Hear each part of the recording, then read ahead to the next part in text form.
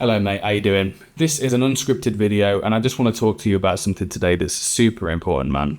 Basically, a few weeks ago, I did something that I never thought I would do. It is the thing that, in all likelihood, if I think of all the things in my life that I'm proud of, this is in the top 3 things I'm most proud of in my 31 years on this planet. It might even be number 1, I've not quite categorized it yet.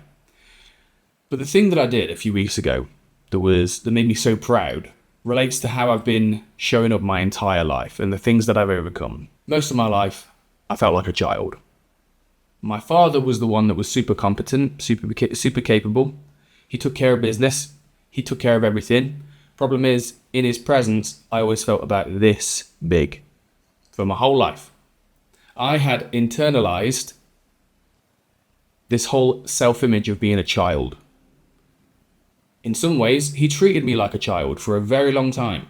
For all my life, he treated me like a child. Even when I hit 20, even when I hit 22, 23, 24, kept going, he still treated me like a child. He didn't respect me. And I knew that.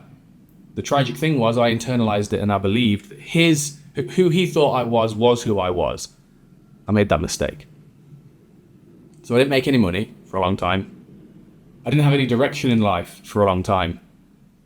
I was pleasure seeking, hedonistically. Going to raves, parties, taking drugs. I didn't have any values or any principles to live by. I didn't even see the point. I was like, what's that? What even is that? Why would a person do that? That's not fun. My whole life was about fun. I was vague, wishy-washy, unreliable. If I said I'm going to be somewhere, people are like, well, we don't know if I was going to show up. All this I just talked about is basically the manifestations of me living immaturely, because I got stuck in childhood psychologically, which is a big theme on this channel. I talk about men psychologically maturing, because that's a part in society now that men are getting stuck in society. They're getting stuck in psychological adolescence, and they aren't moving on. The biological bodies are moving on, but they're psychologically still stuck there, and that was the case for me for a very long time, until I started doing the work. Until I started doing the work on healing the shit that really was holding me back. The resentment towards my dad, the rage towards my dad, the grief I had about my mum passing away. The trauma in your life, the emotional wounds that hold you back will look very different in your life than obviously what they looked like in my life. But I left my father. I created some distance between us, because I had to formulate a self-identity, an image of myself that wasn't solely consisting of the image that he had of me. I advise every man do that. If you're struggling in psychological adolescence, it means that psychologically you haven't either cut the umbilical cord with your mother yet. It doesn't matter what age you are, by the way. I've worked with men in the 40s and 50s who still haven't done that. And you haven't evolved, you haven't psychologically killed the father. Psychologically, okay? Put the gun down, Americans. Psychologically and symbolically killed the father. That's what you need to do. You need to realize that your father is flawed. You need to take the father off the pedestal. I did that. I did that by moving away from him and by realizing a very important truth. And that truth was that my father was not this all-perfect person. He was emotionally still adolescent. He was an alcoholic. He is still struggling with alcohol, struggling with addiction. Emotionally, I started to see my dad as a boy, internally, his wounded boy in him. This took him off the pedestal. Along the way, I went into therapy. I started seeing a therapist. I got men's coaches and mentors who could provide the role models that my father didn't provide. I started doing the deep shadow work. I started getting in contact with my feelings in a visceral way, not just intellectually, but actually physically. Started getting in touch with my feelings. When I started doing that, I realized a lot of trauma was stored in my body physically, emotionally. Just like a knot may form in a muscle over time with overuse, emotional knots form in the psyche from moments, situations, circumstances that brought up emotions in us that we haven't quite processed. I started working out all of my emotional knots. I had to cry a lot. I did a lot of breath work where I cried a lot. I had a few psychedelic journeys, although I don't say that's absolutely necessary, but I personally ran into a few psychedelic situations, didn't expect to, but I ended up processing a lot of emotions through those, even though it was less than optimal, put it that way. I went on a big healing journey. And then, about halfway through that journey, I started, as I was healing my self-worth, to start setting a few goals for myself. That's the problem. When you don't have any self-worth, you find it hard to set goals because you don't believe you deserve anything. So you're not going to speak any goals out, because why would someone who is so broken, who are you as a broken person to want anything? So I started healing my self-worth and setting some goals. One of those goals was to make a lot of money in my business, helping men grow, develop themselves. All the while, I still had this nagging part of my mind that was saying that, look,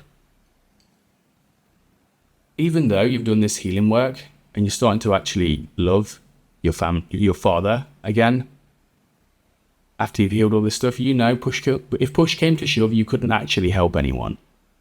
That part of you was saying you couldn't actually help your dad. If he was in trouble, you're still not a man yet until you know that you can help your family in a very real, tangible way. You see, the thing is, one of the things you need to do if you want to psychologically mature is you need things on the external to hold you accountable to an internal change. And for me, that goal was $10,000 a month. Because the thing is, if you're psychologically immature, then what your mind will do is basically wriggle its way out of any commitments. It will wriggle its way out of any change. It will sabotage everything and then tell you that it was your decision. It's a very sneaky little mind virus. But when you say, I'm going to hit 10K a month, and every day you don't hit it, the truth is staring you in the face, and the wriggly part of your mind can't argue with it.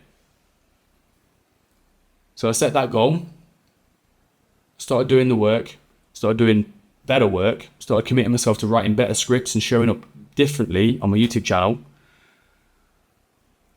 and shit started working. I signed up this client. I doubled my rates for my coaching. My coaching prices increased, doubled. Bam. No one batted an eyelid. I had clients paying it. I'm like, what? My income started to grow.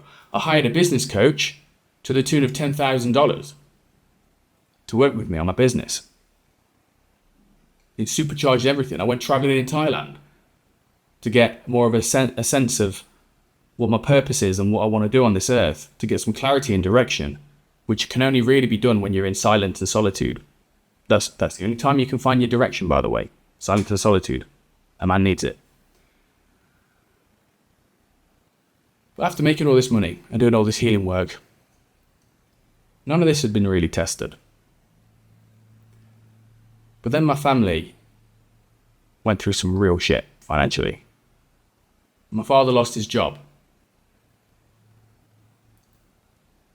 Not long after he lost his job, I learned that he had to then sell his house.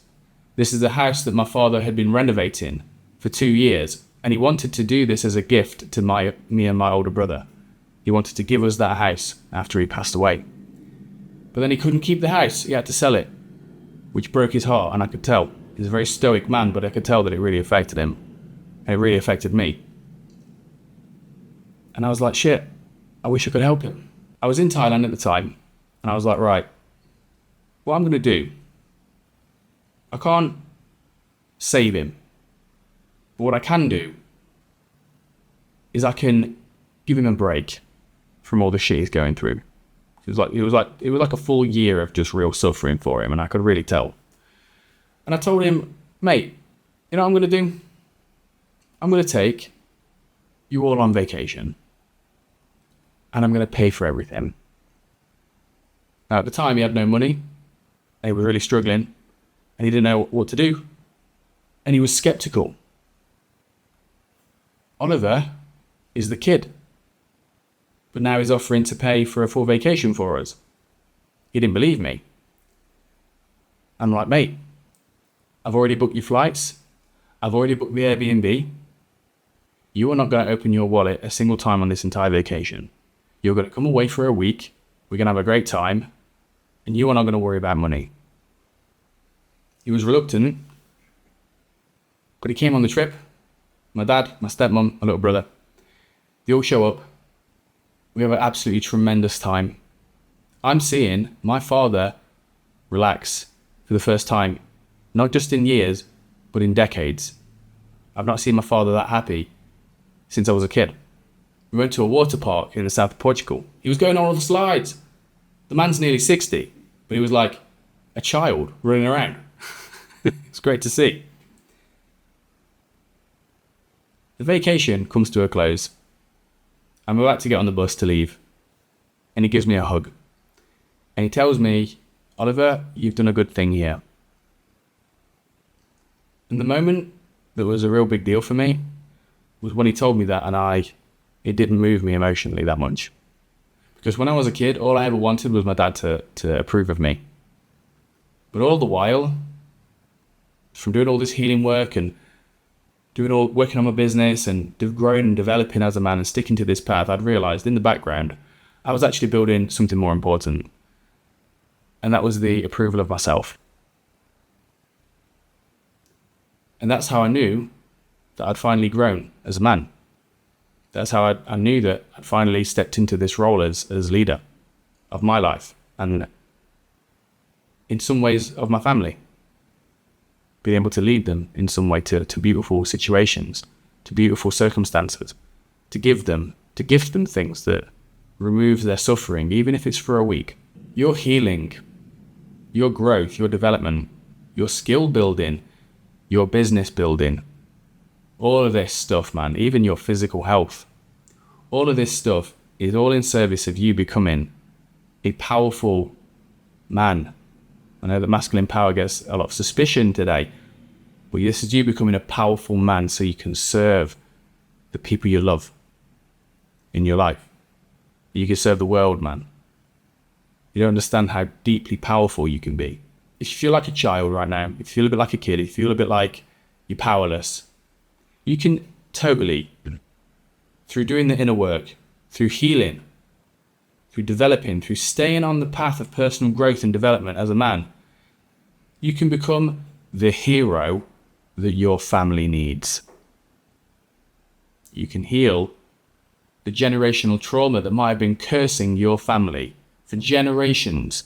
You can heal your part in it, and you can become a lighthouse, a beacon to all of them. You have no idea what you're capable of. And even though this society might say men should not be powerful, that's bullshit. Because everybody benefits when a man is healed and powerful. He's in his power. Mate, if you've been watching for this long, well done. Appreciate you. And I'll see you in the next video. Stay courageous.